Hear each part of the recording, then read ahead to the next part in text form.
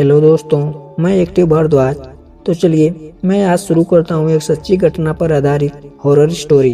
और हाँ, अगर आप अपने दोस्त के साथ हैं तो आप एकांत में चले जाइए, और अगर आप अपने रूम में हैं तो अपने रूम की लाइट ऑफ कर लीजिए और अपने कान में एयरफोन्स लगा लीजिए।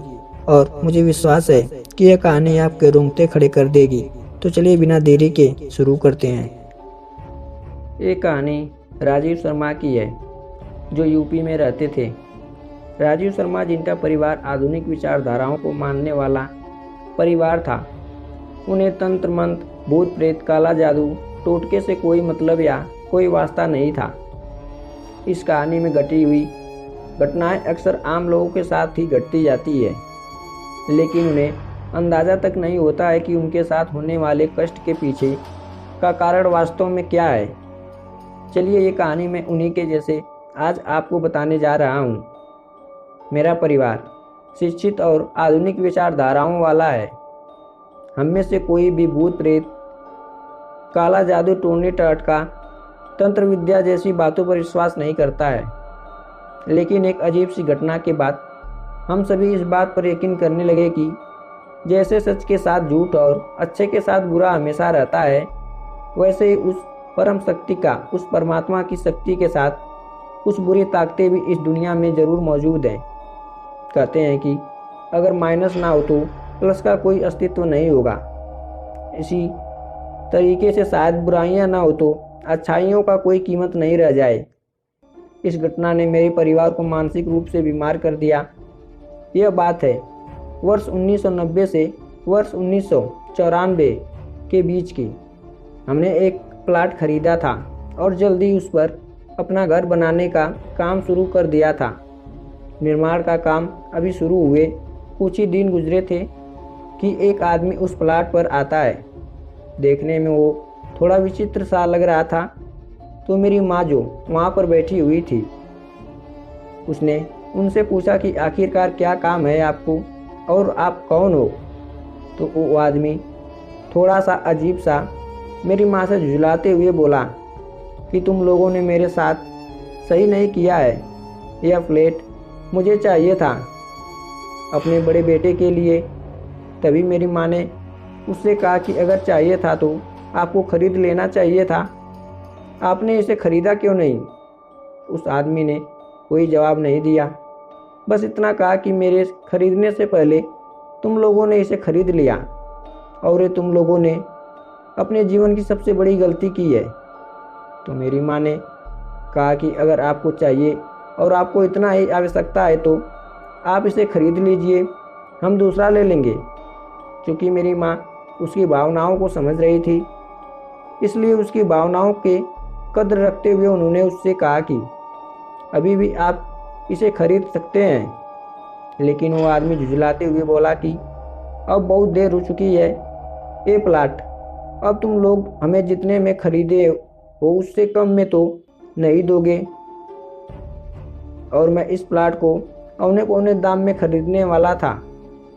मेरी माँ को कुछ समझ में नहीं आ रहा था और उन्होंने उससे कहा ठीक है, आप यहाँ से जाइए, अब हमें इसे नहीं बेचना और आपको इसे खरीदना नहीं है। वो आदमी वहाँ से बुरी तरीके से गुस्साता हुआ चला गया, लेकिन जाते जाते पता नहीं हुआ क्या बड़बड़ाता रहा। लेकिन उसकी आवाज़ बड़ी ही विचित्र लग रही थी।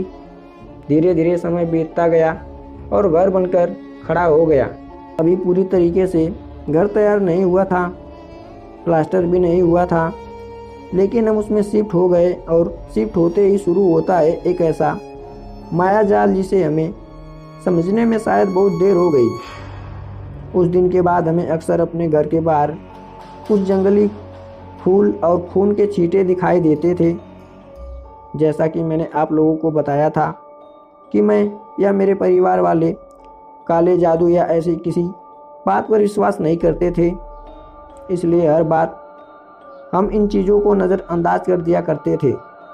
वर्तमान 1993 की बात है। एक रात करीब 1 बजे हमें ऐसा लगा कि जैसे हमारे घर की छत पर कोई लगातार पत्थर फेंक रहा है। 4-5 बार ऐसा हुआ जैसे कोई बहुत भारी मात्रा में हमारी छत पर पत्थर बरसा रहा हो। हम उठे और छत पर गए तो हमने चारों तरफ देखा, हमें कोई दिखाई नहीं दिया, लेकिन हमारे छत पर पत्थर पड़े हुए थे। सुबह हमें पता चला कि ये सब शायद हमारे पड़ोसी का काम होगा और इसलिए हम लोगों ने पुलिस में शिकायत दर्ज करवा दी। लेकिन उसके खिलाफ कोई सबूत न होने के कारण, गवाही न होने के कारण वह जल्दी ही हवालात से बाहर आ गया और आने पर वह शायद हम लोगों से ज़्यादा चिढ़ गया था। एक ही रात बीती थी कि अगली रात मेरे पिता के पेट में बहुत तेज का दर्द होने लगा।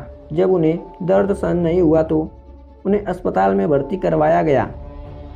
डॉक्टर ने उन्हें मामूली उपचार करके और कुछ पेन किलर देकर वापस भेज दिया, लेकिन उन्होंने हमें बताया कि यह पेट की किसी गंभीर बीमारी का संकेत भी हो सकता है।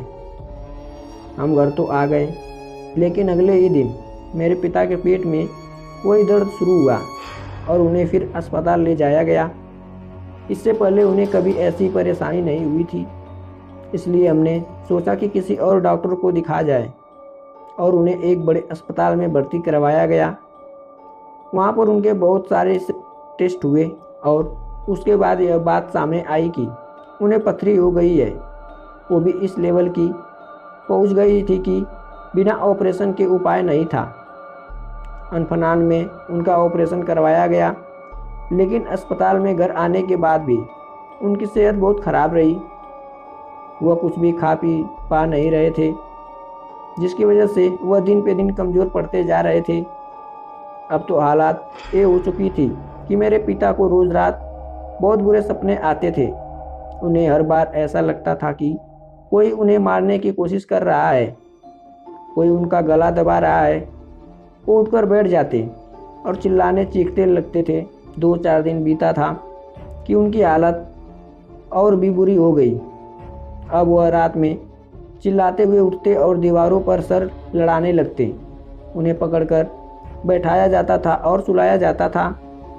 कभी कभी वह हवा में किसी से बातें करने लगते थे और जब हम पूछते थे तो देते कि देखो वो सामने खड़ा है, लेकिन हमें कुछ नज़र नहीं आता।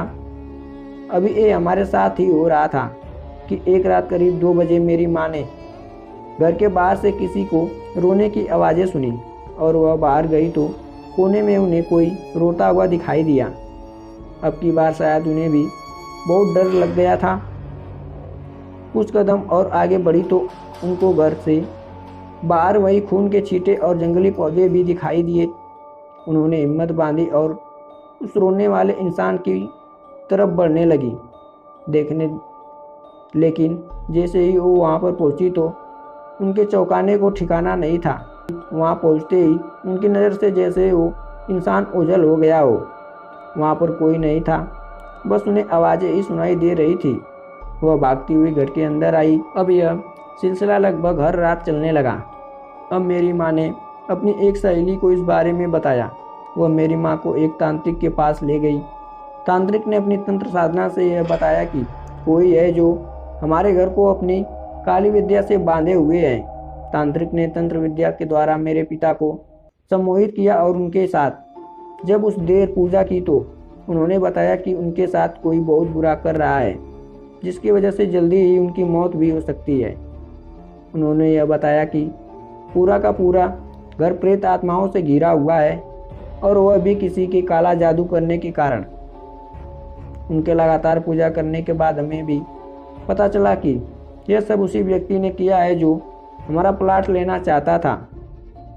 उसकी नीयत ही खराब थी, क्योंकि वो उस ज़मीन को अपने काले जादू से दम पर उल्टे सीधे दामों में लेना चाहता था। लेकिन शायद हमारी किस्मत भी खराब थी कि हमने उस ज़मीन को उससे पहले खरीद लिया और यह बात शायद उसे बहुत बुरी लगी थी। अब हम बहुत बुरे तरीके से फंस चुके थे। 1 सप्ताह तक वह बाबा रोज़ रात को घर आते और साधना करते। बहुत मुश्किल से हमें उन सभी काली शक्तियों से छुटकारा मिला और उसके बाद हमने उस घर को ही छोड़ दिया, क्योंकि उन काली शक्तियों से छुटकारा मिलने के बाद भी हमें अजीबोगरीब एहसास होने लगे थे। तो हमने उस घर को छोड़ना ही उचित समझा और वहाँ से दूसरे घर में रहने के लिए चले गए। अब हमारा परिवार सुकून और खुशहाली से रहता है। तो दोस्तों, यह जानकारी और यह सच्ची घटना पर आधारित हॉरर स्टोरी आपको कैसी लगी? ये स्टोरी आपको पसंद आई हो तो वीडियो को लाइक, चैनल को सब्सक्राइब जरूर करें। चलिए मिलते हैं कैसी कहानी के साथ नेक्स्ट वीडियो में। तब तक के लिए आप सभी का धन्यवाद।